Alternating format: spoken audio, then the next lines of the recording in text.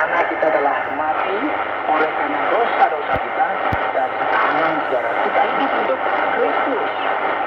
Jadi ketika kita memulai kehidupan Kristen kita, sebagaimana kita telah beroleh keselamatan, Paulus menjelaskan bahwa semua orang yang telah menerima Kristus dan dibaptis, sebenarnya mereka telah bangkit dari kematian. Dan sekarang saudara, luar biasa, kita memiliki sebuah kehidupan yang baru. Dengan kata lain, bisa saya katakan bahwa menjadi Kristen tidak berarti bahwa kita tidak berada di sebuah keadaan yang lebih baik. Kemudian kami menjadi malaikat, tidak seperti itu. Menjadi Kristen sebenarnya berarti berubah secara total. Dan sesuai dengan bahasa yang digunakan dalam perjanjian baru, arti semua ini adalah apa saudara? Memiliki kehidupan yang baru. Jadi ada hidup yang baru, ada perubahan. Itu sebabnya saudara Paulus berkata, sebab jika kita telah menjadi satu dengan apa yang sama dengan kematiannya, kita juga akan menjadi satu dengan apa yang sama dengan kebangkitannya. Karena kita tahu bahwa manusia lama kita telah turut disalibkan, supaya tubuh dosa kita hilang kuasanya, agar jangan kita menghambakan diri lagi kepada dosa. Sebab siapa yang telah mati, ia telah bebas dari dosa. Saudara, dengan cara yang lebih kompleks itu, Paulus sebenarnya berkata begini, perhatikanlah, kamu sudah mati, dan kematian ini adalah kematian terhadap dosa. Kita tidak bisa lagi hidup untuk dosa. Jadi sekarang mari kita katakan ini dalam terminologi rohani. Sebagai hasil dari kematian ini, kamu juga akan dibangkitkan bersama dengan Kristus pada masa ketika Allah akan membangkitkan semua orang. Jadi sekarang kita bukan lagi budak dosa. Allah telah datang dan Dia telah membebaskan kita dari perhambaan yang telah menyiksa kita. Jadi dengan segala argumen yang diberikan di sini, Paulus menjelaskan, perhatikanlah, jangan berpikir demikian. Jangan percaya bahwa kita dapat melakukan lebih banyak dosa supaya menerima kasih karunia yang lebih serta pengampunan yang lebih dari Allah. Jangan seperti itu. Ini tidak masuk akal. Jadi jika kita telah mati dengan Kristus, kita percaya bahwa kita akan hidup juga dengan Dia. Karena kita tahu bahwa Kristus sesudah Ia bangkit dari antara orang mati, tidak mati lagi, maut tidak berkuasa lagi atas Dia. Sebab kematiannya adalah kematian terhadap dosa, satu kali dan untuk selama-lamanya. Dan kehidupannya adalah kehidupan bagi Allah. Jadi dengan jalan pemikiran yang seperti ini, Paulus berkata lagi, demikianlah hendaknya kamu memandangnya, bahwa kamu telah mati bagi dosa, tetapi kamu hidup bagi Allah dalam Kristus Yesus. Sebab itu hendaklah dosa jangan berkuasa lagi di dalam tubuhmu yang fana, supaya kamu jangan lagi menurutkan keinginannya. Keinginan jahat dan dosa sedemikian kuatnya. Nah, ini semua merupakan keinginan yang apa saudara? Menghancurkan. Jadi jika kita memiliki kehidupan yang baru bersama dengan Kristus, dan kita dibebaskan dari tirani ini, dari penjara ini, dari perhambaan ini, maka jangan kita berbuat dosa lagi. Dan janganlah kamu menyerahkan anggota tubuhmu kepada dosa untuk dipakai sebagai senjata kelaliman. Tetapi serahkanlah dirimu kepada Allah sebagai orang-orang yang dahulu mati, tetapi yang sekarang hidup. Dan serahkanlah anggota tubuhmu kepada Allah untuk menjadi senjata kebenaran. Sebab kamu tidak akan dikuasai lagi oleh dosa, karena kamu tidak berada di bawah hukum Taurat, tetapi di bawah kasih karunia. Paulus menjelaskan dengan sangat gamblang, saudara. Hidup di bawah hukum Taurat adalah sesuatu yang salah. Karena jika kita ingat dengan betul, Paulus berkata sebelumnya bahwa hukum Taurat tidak memiliki kuasa untuk menyelamatkan siapa saja. Hukum Taurat hanya diberikan untuk menunjukkan kesalahan dan pelanggaran kita. Dan melalui hal ini kita bisa melihat tuntutan Allah. Hukum Taurat bekerja layaknya ya seperti tes kesehatan gitu ya, yang akan menunjukkan kepada kita masalah dengan kesehatan kita. Dan bukan seperti obat yang bisa menyembuhkan kita.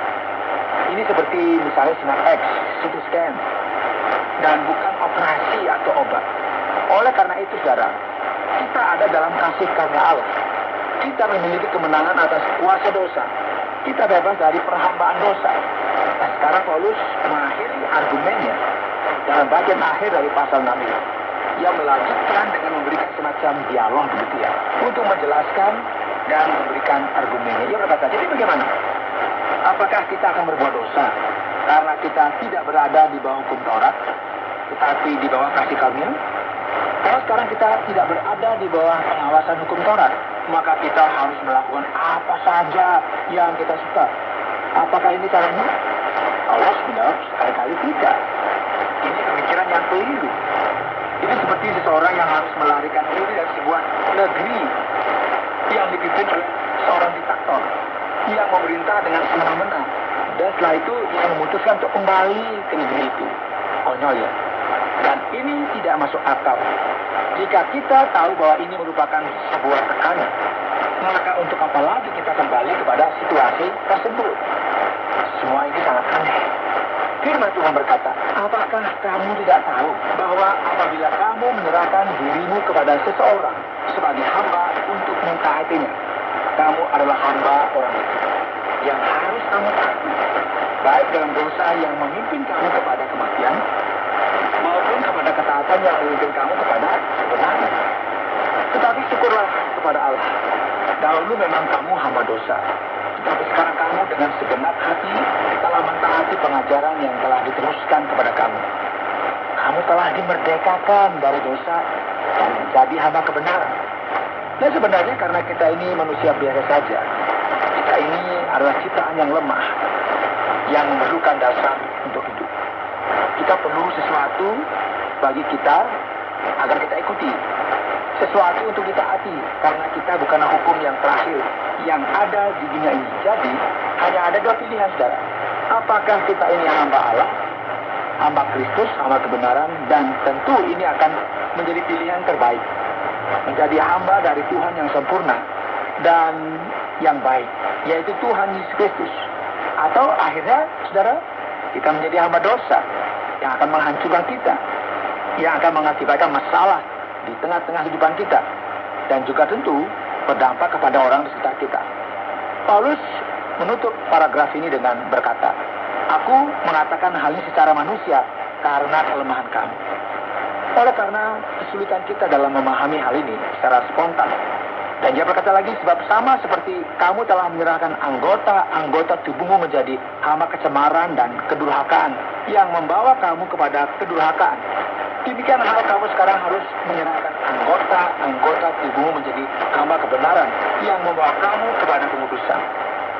Ini merupakan sesuatu yang sangat menarik, saudara, karena banyak orang sebelum mereka mengenal Kristus, mereka merupakan budak dari kehendak hatinya masing-masing. Hamba kegelapan, hamba kecanduan, hamba dari banyak dosa, dan sering sekali mereka mencoba untuk berhenti dan keluar dan menjauh dari semua ini, namun mereka tidak mampu. Ini membuktikan kepada kita bagaimana dosa itu adalah perbudakan, dan bagaimana hal ini sendiri yang menghancurkan kehidupan kita. Kejahatan hanya akan membawa kita kepada kejahatan. Paulus berkata, dengan cara yang sama, bagaimana kita memberikan diri kita kepada dosa sekarang, kita telah dibebaskan dari Tuhan dan terlepas dari perhambaan ini. Sekarang kita terlepas dari semua ini dan ada dalam genggaman tangan Allah, dan berlari dari tekanan yang sangat mengerikan, saudara. Sekarang kita memiliki kemampuan untuk mendedikasikan diri kita kepada Allah dengan intensitas dan dengan hati yang sama dengan hati yang kita miliki ketika kita ada di dalam dosa dan perhambaan. Coba sekarang pikirkan, bagaimana seseorang bisa memiliki keinginan untuk kembali kepada dosa dan perhambaan? Sebab waktu kamu hamba dosa, kamu bebas dari kebenaran, dan buah apakah yang kamu petik daripadanya? Semuanya itu menyebabkan kamu merasa malu sekarang. Menyedihkan sekali bagi kita melihat kembali dalam kehidupan kita dan berpikir, bagaimana mungkin saya mampu melakukan semua itu? Semua hal yang mengerikan, yang tidak masuk akal. Dan apa hasil semua itu? Tidak ada, saudara. Sama sekali tidak ada, nul. Karena kesudahan semuanya ialah kematian. Tetapi sekarang setelah kamu dimerdekakan dari dosa, dan setelah kamu menjadi hamba Allah, kamu beroleh buah yang membawa kamu kepada pengudusan, dan sebagai kesudahannya ialah hidup yang kekal. Mari saudara kita perhatikan betapa luar biasanya ini.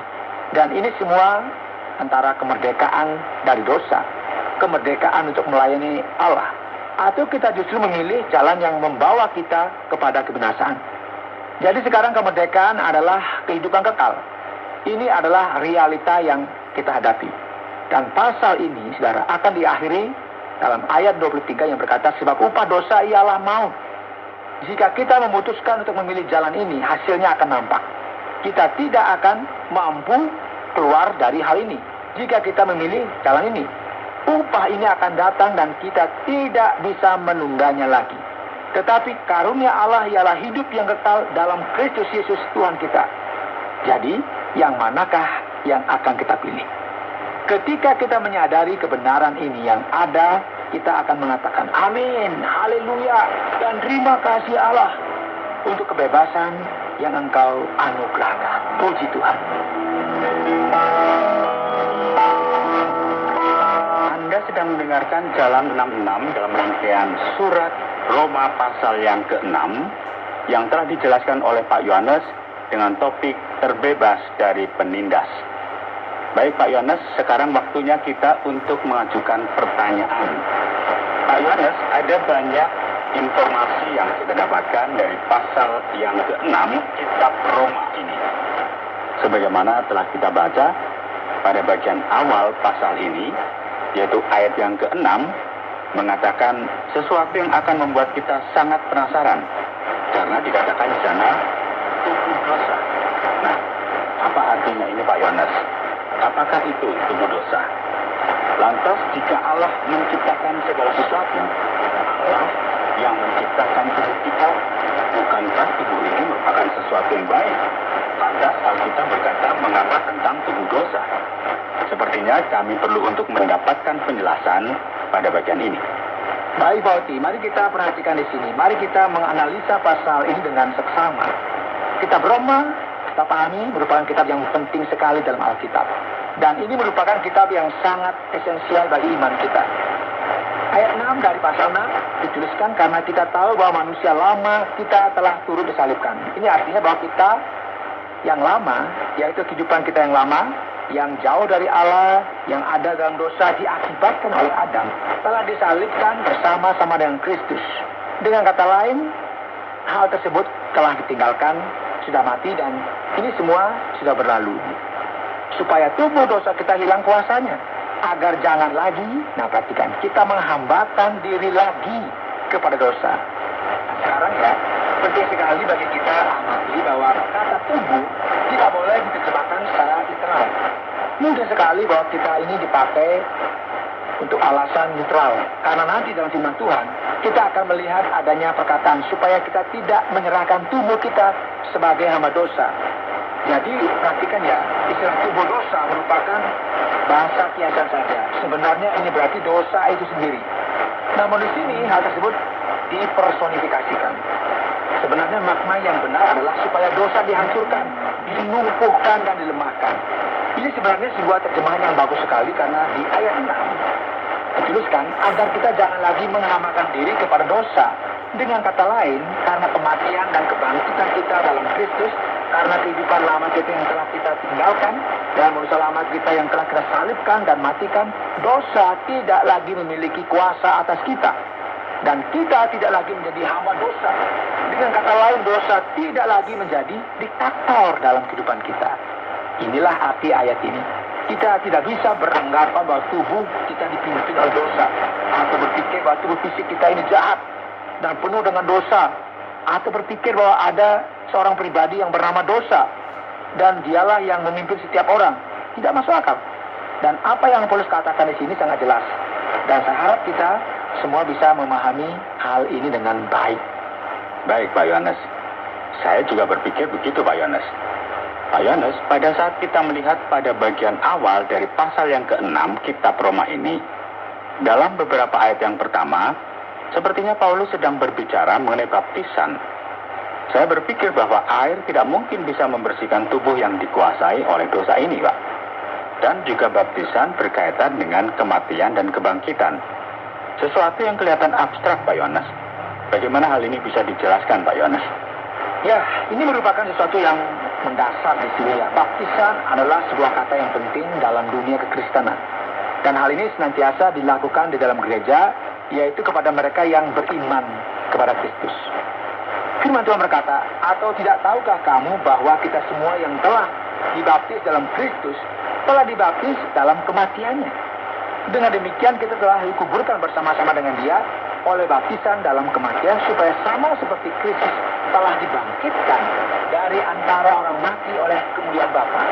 Bagian ini sebenarnya tidak memberikan banyak perhatian tentang bagaimana prosesi tersebut dilakukan. Yang Paulus coba adalah untuk melakukan persamaan antara baptisan dan pribadi Kristus itu sendiri. Dalam hal yang sama, sebagaimana Kristus telah mati dan dikuburkan, dalam baptisan kita melihat persamaan hal ini. Khususnya jika kita melihat banyak orang yang dibaptis dari latar belakang agama lain. Maksudnya di sini adalah hubungan kita dengan Kristus berkaitan dengan kematian dan kebangkitan. Dan ini adalah simbol dari baptisan. Kini kita telah menerima kehidupan yang baru. Inilah artinya. Nah sekarang segala sesuatu mengenai baptisan menjadi sangat luas. Dan perlu waktu yang agak lama bagi kita jika berurusan dengan ini. Dalam banyak kasus, gereja memilih untuk melakukan baptisan dengan cara selam. Dan cara ini merupakan cara yang dipakai gereja berdasarkan Roma pasal 6. Namun ada banyak bagian lagi dalam Alkitab yang berbicara mengenai baptisan juga. Dan kita perlu berhati-hati dalam melihatnya. Mungkin dalam kesempatan lain ya, kita akan hadir dalam program radio yang khusus membahas tentang teologi sistematis ya. Namun tidak dalam program ini. Jadi pada dasarnya ini merupakan hal yang sama di sini, yang berkaitan dengan Kristus dan kehidupan baru dengan Allah. Wah, cukup rumit memang Pak Yohanes. Tapi sesuatu yang luar biasa bagaimana Pak Yohanes dapat menjelaskan kepada kami. Sekarang bagaimana dengan ayat yang ke-19 dari kitab Roma pasal yang ke-6 ini Pak Yohanes? Dikatakan, aku mengatakan hal ini secara manusia karena kelemahan kamu. Apa bedanya terjemahan ini dengan terjemahan yang lain Pak Yohanes? Iya, baik Pak Oti. Mari kita perhatikan hal ini dengan baik ya. Dan mari kita berharap bahwa pendengar memperhatikan juga, karena ini merupakan sesuatu yang penting. Di ayat 19, memang terdapat perbedaan penerjemahan yang mencolok. Terjemahan spesifik yang berkata, aku mengatakan hal ini secara manusia karena kelemahan kamu. Memang merupakan sesuatu yang membingungkan. Maksudnya apa? Apa kaitan antara kelemahan atau kerentanan tubuh dengan sebuah ini? Apakah ada seseorang yang sakit? Apakah ini masalah? Mungkin sakit pneumonia Pak. Iya, cukup rumit Pak Ati. Jadi yang baik dalam terjemahan yang lebih baru dalam Alkitab, dan mungkin dalam terjemahan sederhana dalam bahasa Indonesia, kita akan memahami hal ini dengan lebih mudah. Di sana dikatakan contoh-contoh yang akan saya berikan tadi sangat sederhana. Jadi berbicara secara manusia tidak berarti berbeda dengan apa yang Allah katakan atau lain sebagainya. Karena keterbatasanmu sebagai manusia. Pada dasarnya Paulus berkata bahwa ia tidak menggunakan ungkapan yang sulit, yang ruwet gitu ya, dan berbicara mengenai sesuatu yang teologis dan mendalam. Ia menggunakan bahasa yang sederhana supaya bisa dimengerti secara manusia oleh karena keterbatasan kita. Jadi akan mudah sekali bagi kita mengerti jika saya menggunakan contoh dari kehidupan sehari-hari. Karena daya tangkapmu yang terbatas, itu maksudnya daripada aku berbicara secara manusia karena kelemahan dagingmu. Ada keuntungan yang jelas sekali dalam membaca terjemahan yang lebih baru ini. Baik Pak Yohanes, mari kita coba untuk mengemas semua ini dengan sebuah pengamatan yang terakhir. Apakah mungkin kita mematikan dosa dan tidak berdosa lagi Pak? Apakah hal ini bisa terjadi Pak Yohanes? Coba saya pikir lagi ya. Bisakah saya jawab pertanyaan ini dalam hari ya? Karena cukup susah pertanyaan ini. Janganlah begitu Pak Yohanes. Jangan bercanda dulu ya. Ini merupakan sesuatu yang sangat penting. Mengapa? Jelas sekali bahwa dosa masih akan menjadi sebuah realita dan kita tidak bisa menyingkirkan hal ini. Dan ini mengapa firman Tuhan berkata, janganlah menyerahkan anggota tubuhmu sebagai senjata kalimat. Jika dosa tidak lagi menjadi realita, maka untuk apa Paulus berbicara mengenai hal ini? Nah, penting sekali bagi kita memahami bahwa bebas dari dosa memiliki banyak sekali yang berkaitan dengan hal ini. Dan dalam hal ini, bagaimana kita perlu menerjemahkannya dengan benar. Bebas dari dosa berarti kita bebas dari hukuman. Sebab tidak ada lagi hukuman bagi mereka yang ada di dalam Kristus. Nah, dengan kata lain, jika kita telah menerima Kristus, maka kita sudah beres. Dalam hal ini, kita bebas dari dosa. Jadi sekarang, dalam hal ini, ketika kita dibebaskan dari dosa oleh karena menerima Kristus, kita ada dalam proses pengudusan oleh kasih karunia. Dan kemudian kita akan bebas dari tirani dosa. Kita tidak lagi menjadi budak dosa. Kehidupan kita tidak lagi seperti yang dulu. Namun kita perlu memperhatikan ini, yaitu bahwa kita tidak bebas dari perang melawan dosa. Perangnya masih berlanjut, saudara. Dan jangan merasa, tidak bebas. Kita tidak bebas dari kehadiran dosa dalam kehidupan kita lintip-lintip ya. Hal ini hanya akan mungkin terjadi dalam kehidupan yang kekal. Ketika kita sudah mengenakan tubuh yang dibangkitkan. Nah, pada saat itulah kita akan menerima kebebasan dan kemerdekaan sepenuhnya.